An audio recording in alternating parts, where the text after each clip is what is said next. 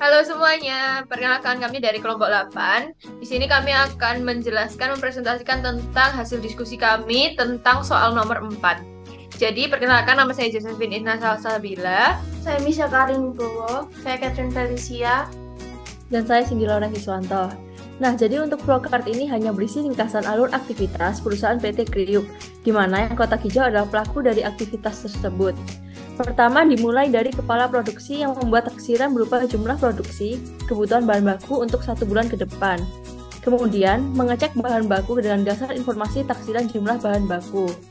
Kemudian, melaporkan pembelian bahan baku. Setelah itu, membuat permintaan dalam bentuk bahan baku memo tak berformat. Lalu melakukan order ke pemasok berupa memo pembelian bahan baku.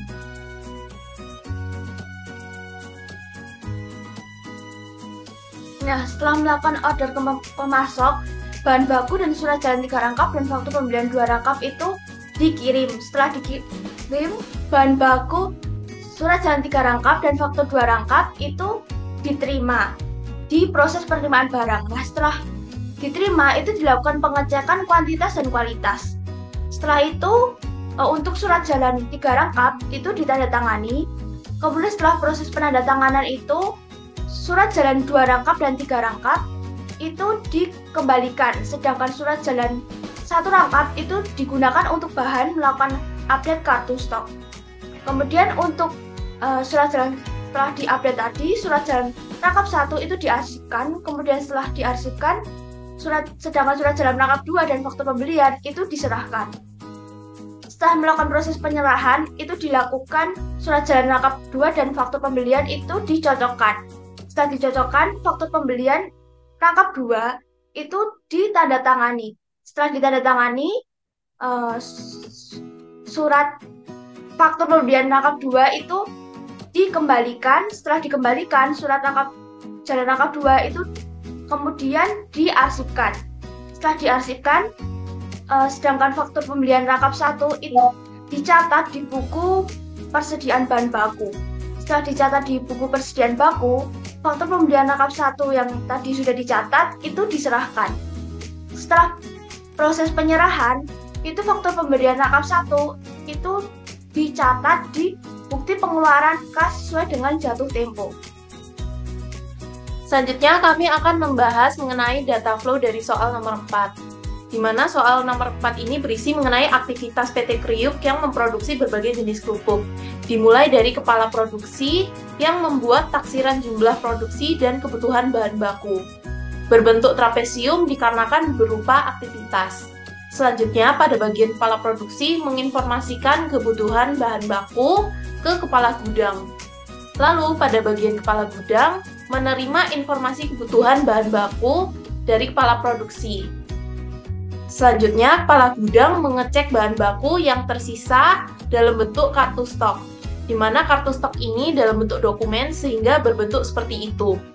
Selanjutnya, kepala gudang melaporkan kebutuhan bahan baku yang harus dibeli kepada bagian manajer pembelian. Selanjutnya, pada bagian manajer pembelian menerima laporan kebutuhan yang harus dibeli dari kepala gudang tadi. Selanjutnya, pada bagian manajer pembelian membuat permintaan pembelian bahan baku dalam bentuk dokumen memo tidak berformat. Dan selanjutnya, pada bagian manajer pembelian menginformasikan pembelian bahan baku dalam bentuk memo tadi itu kepada bagian pembelian. Pada bagian pembelian menerima informasi berupa memo tersebut dari manajer pembelian tersebut berupa dokumen memo dan melakukan order bahan baku via telepon kepada pemasok. Pada bagian pemasok menerima order bahan baku lewat via telepon dari bagian pembeli yang tadi. Kenapa berbentuk seperti ini? Karena lewat via elektronik atau via telepon. Oleh karena itu berbentuk seperti ini. Selanjutnya, bagian pemasok menyiapkan surat jalan yang berupa surat jalan rangkap 1, surat jalan rangkap 2, surat jalan rangkap 3, dan juga faktur pembelian yang berupa faktur pembelian rangkap 1 dan juga faktur pembelian rangkap 2 beserta dengan bahan bakunya yang akan dikirimkan di mana bagian pemasok tersebut mengirimkan bahan baku beserta surat jalan rangkap 3 dan faktur 2 rangkap kepada bagian gudang.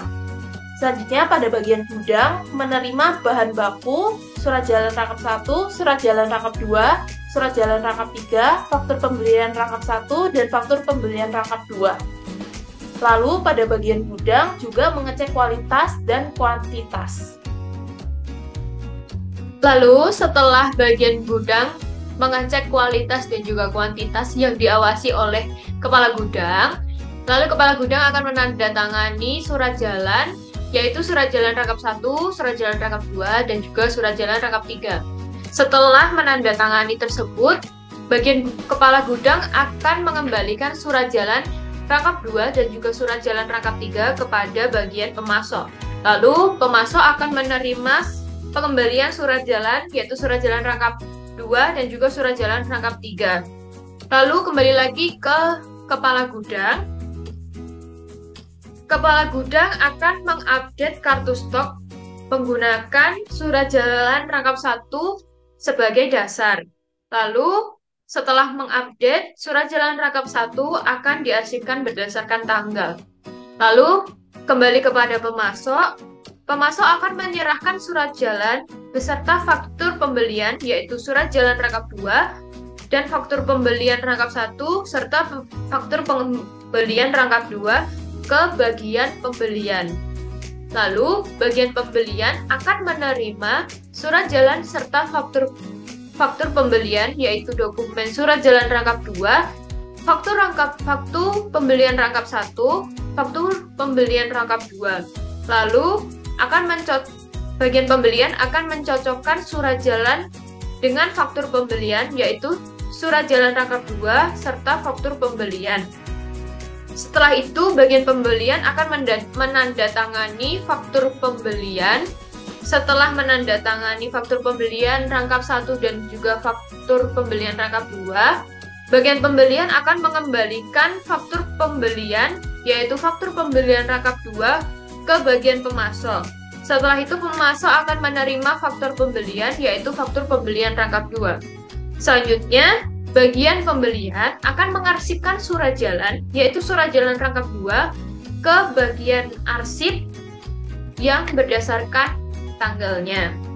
Selanjutnya, bagian pembelian akan memberikan faktur pembelian, yaitu faktur pembelian rangkap 1, kepada bagian admin untuk setelah itu, admin akan menerima faktur pembelian, yaitu faktur pembelian rangkap 1. Setelah itu, bagian admin akan mencatat faktur pembelian rangkap 1 ke buku persediaan bahan baku. Setelah dicatat, bagian admin akan menyerahkan faktur pembelian rangkap 1 ke bagian kasir. Lanjut ke bagian kasir. Setelah menerima faktur pembelian yang berupa dokumen faktur pembelian rangkap 1, lalu bagian kasir membuat bukti kas keluar yang berupa dokumen bukti kas keluar. Selanjutnya, bagian kasir memberikan bukti kas keluar pembayaran tersebut kepada supplier. Lanjut ke bagian supplier menerima bukti kas keluar pembayaran yang berbentuk dokumen bukti kas. The end. Itulah hasil dari kelompok kami. Bila ada salahnya kami mohon maaf. Sekian dan terima kasih. Bye.